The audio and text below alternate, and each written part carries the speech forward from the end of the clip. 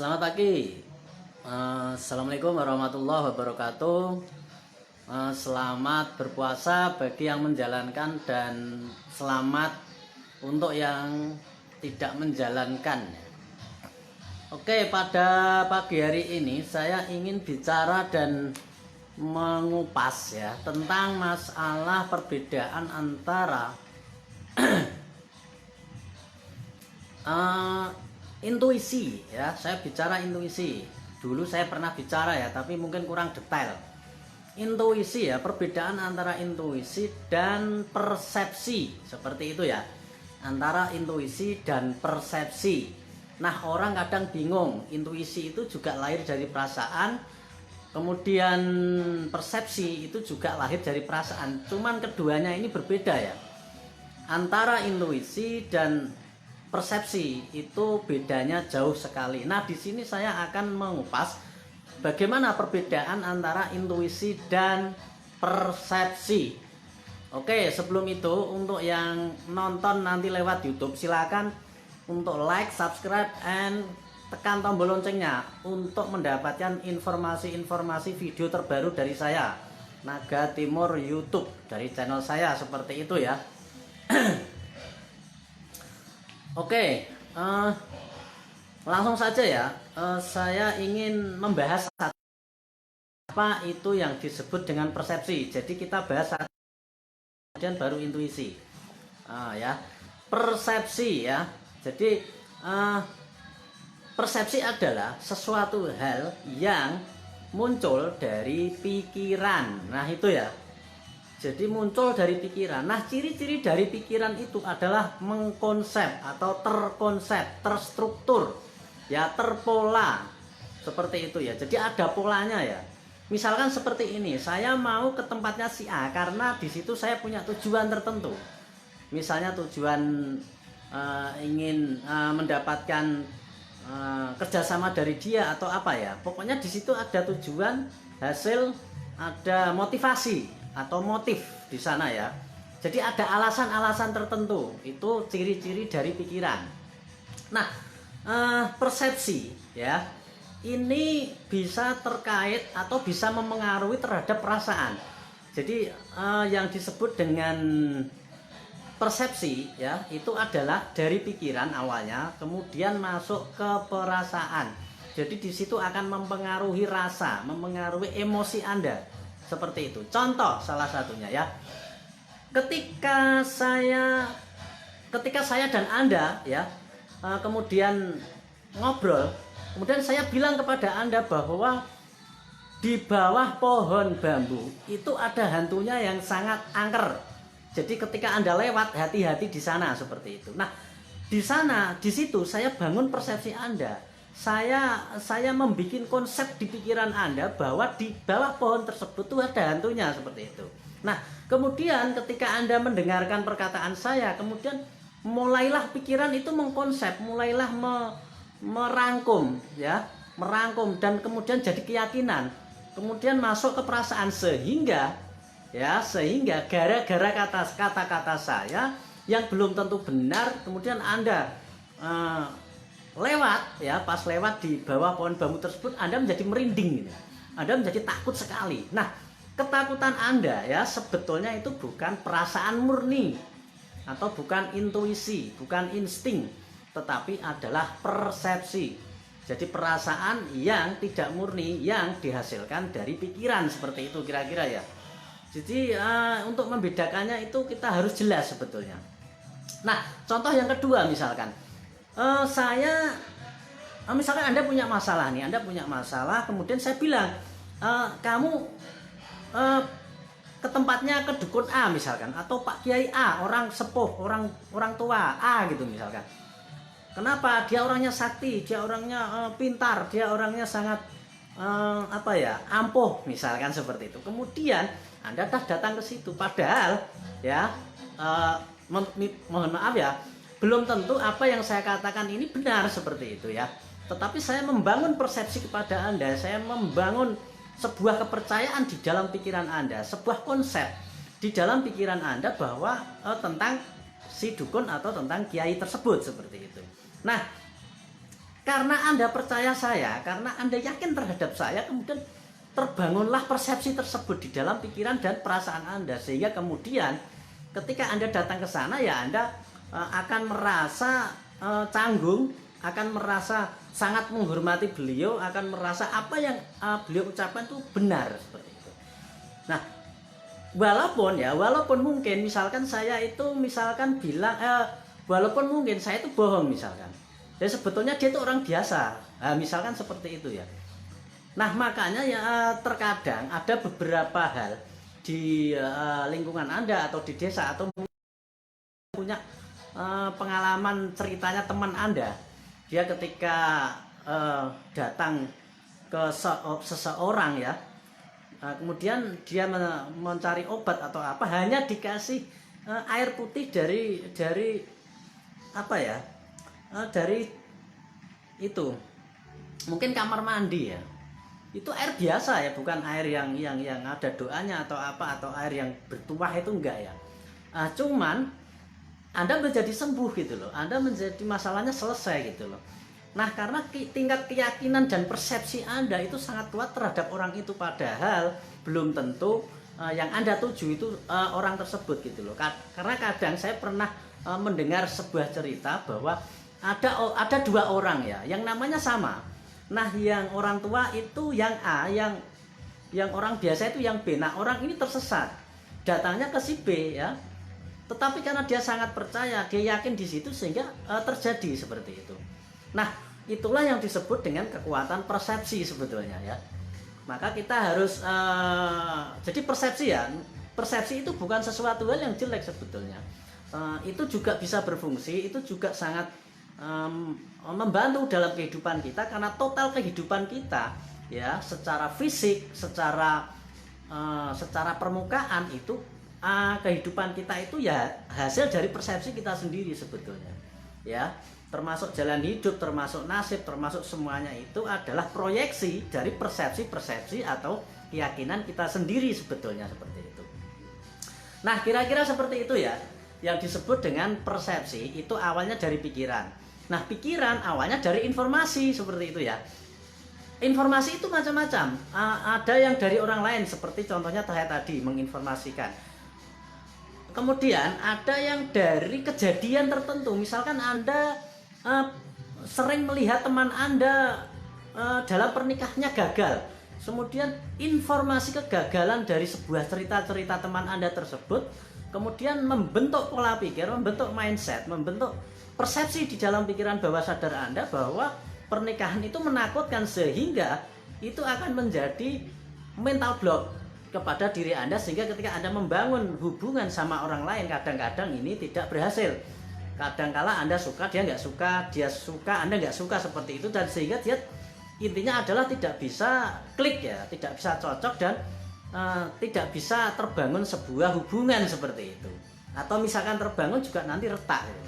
Nah, itu karena di alam bawah sadar Anda, di mental layar pikiran bawah sadar Anda ada program kegagalan di sana, program ketakutan untuk menikah, program bahwa pernikahan itu menyedihkan, sehingga di sana akan seperti rem ya, seperti rem. Jadi sudah seperti rem. Jadi otak itu menganggap itu berbahaya, jika kamu menikah itu berbahaya, seperti itu. Dan itu kerja otak sebetulnya tidak salah ya.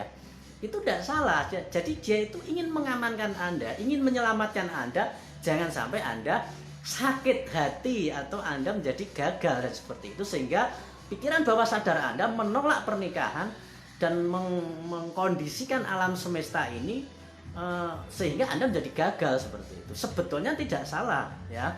Memang bekerjanya seperti itu dan niatnya memang menyelamatkan Anda. Ya, tetapi itu karena ada programnya sebetulnya. Itu Anda yang membentuk sendiri ya, secara mungkin tidak sadar seperti itu. Ya. Jadi yang disebut dengan persepsi adalah awalnya dari informasi. Ya, dari informasi. Contoh, kalau persepsi dalam hal keuangan.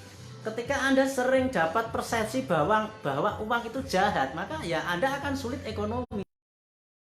Itu akan terbentuk persepsi, dan persepsi itu tidak nyata ya. Itu hanya sebuah opini yang Anda yakini dan kemudian menjadi wujud seperti itu. Persepsi adalah sebuah opini. Opini itu tidak fakta seperti itu. ya. Makanya tetapi kita hidup memang berdasarkan opini.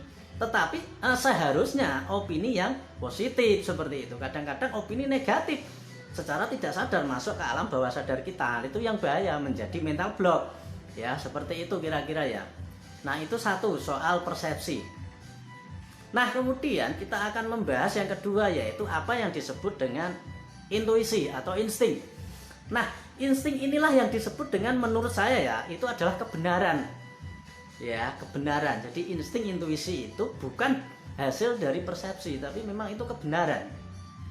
Nah, kenapa saya bilang kebenaran? Karena itu tidak lahir dari pikiran, tidak lahir dari informasi, ya. Tidak lahir dari informasi, tapi itu memang koneksi antara jiwa atau batin kita dengan alam semesta.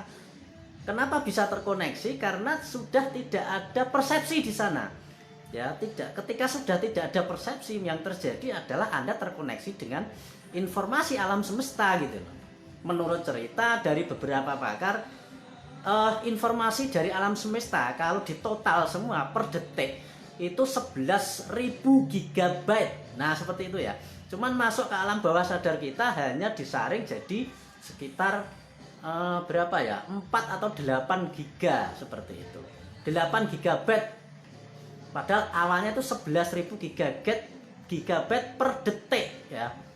Jadi alam semesta ini adalah lautan informasi, lautan gelombang, lautan frekuensi. Cuma tidak bisa masuk semua karena di situ ada yang namanya RAS ya.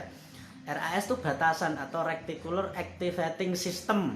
Bahasa kimianya, bahasa fisikanya seperti itu ya. Saya terlalu detail sebetulnya, agak memahami sedikit lah.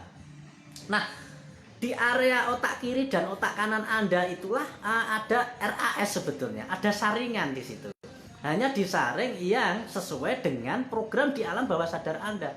Jadi di alam semesta itu juga ada program kekayaan, ada program kemiskinan, ada informasi tentang kepositifan, ada informasi kenegatifan. Namun semua itu akan disaring dari 11.000 gigabyte per detik hanya tinggal 8. Nah, yang 8 ini bisa masuk ke alam bawah sadar Anda secara sempurna karena di sana ada filenya, ada informasinya di sana. Anda fokusnya di situ gitu.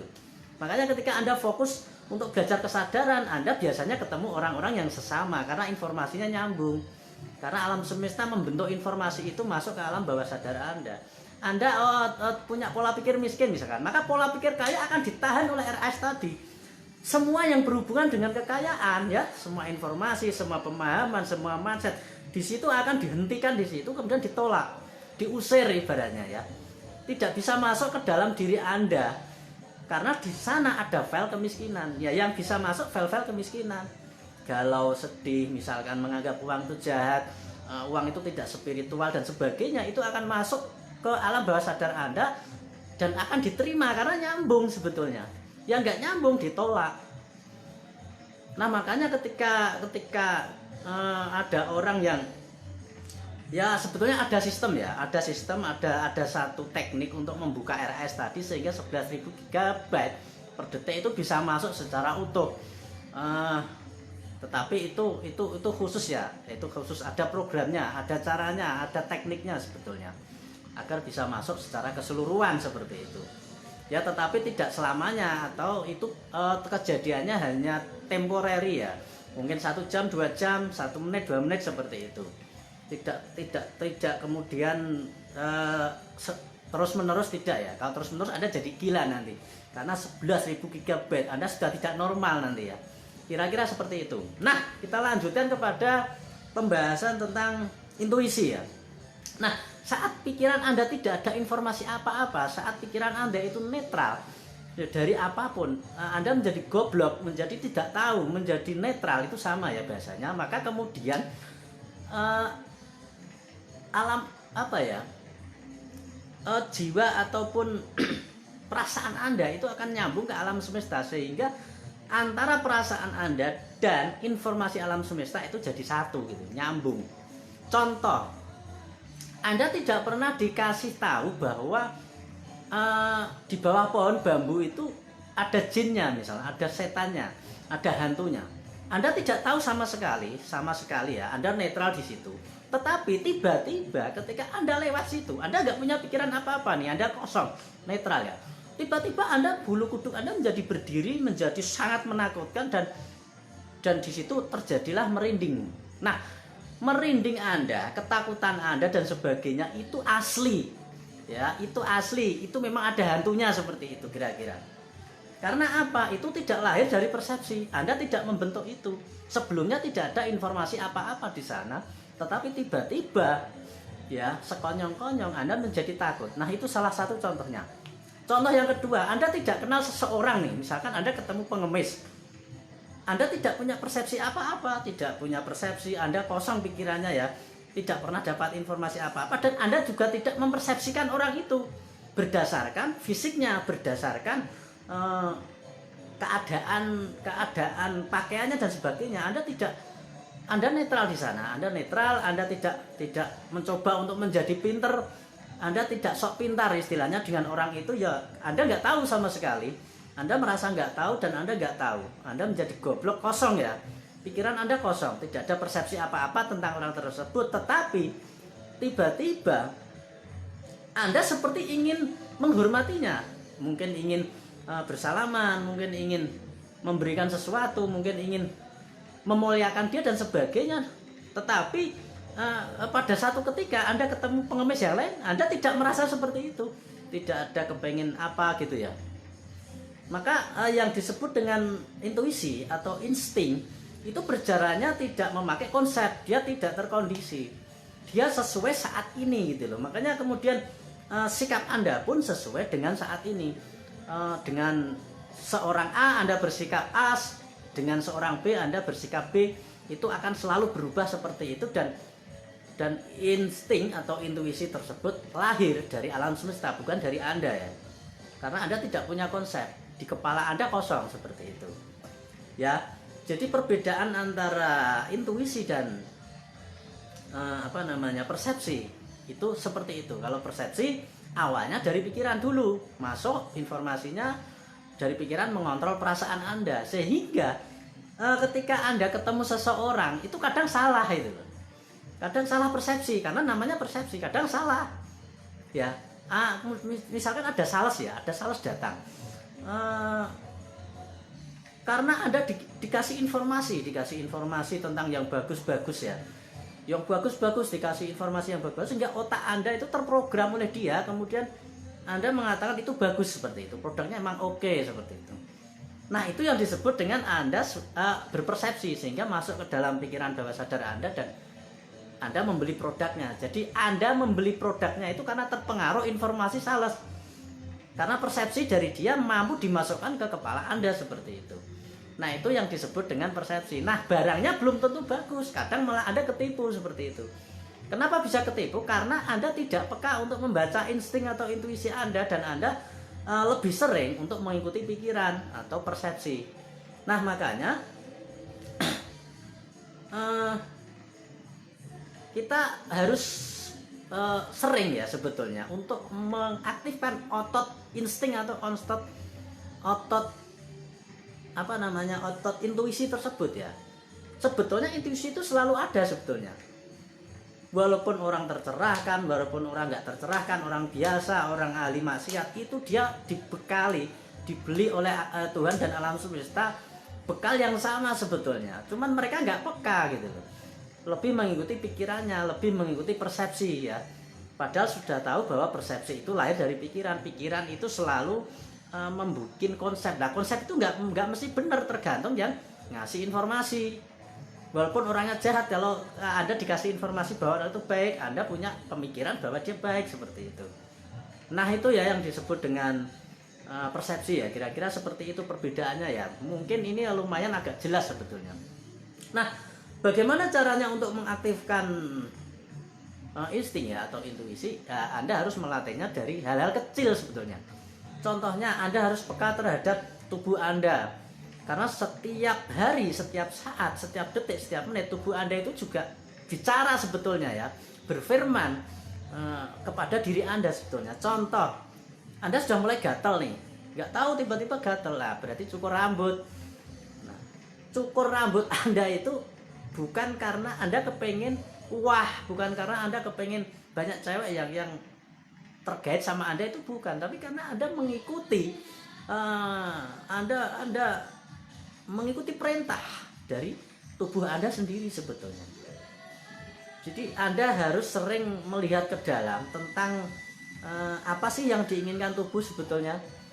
Ya, yang diinginkan tubuh apa? Anda akan mengerti ketika pikiran Anda tidak riuh, tidak selalu berpersepsi ya, tidak punya tujuan yang macam-macam. Gelombang pikiran Anda sudah tenang, kosong, sehingga kemudian Anda baru bisa akan melihat atau Anda akan merasakan getaran-getaran informasi tubuh Anda gitu. Jadi tubuh Anda itu sebetulnya sering bicara pada Anda, menyuruh Anda seperti ini, menyuruh Anda seperti itu, tapi karena Anda nggak peka, karena Anda pikiran Anda liar sekali, sehingga itu akan seperti tidak bisa dibaca gitu loh. Padahal dia ngomong sebetulnya.